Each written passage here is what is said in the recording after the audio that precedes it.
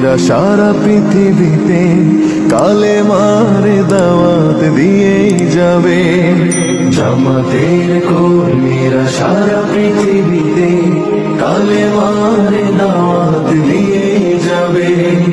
কোরআনের আলোকে সমাজ বিনির্মাণ, কোরআনের আলোকে সমাজ বিনির্মাণ, হাজার জুলুম বাধা উতরে যাবে।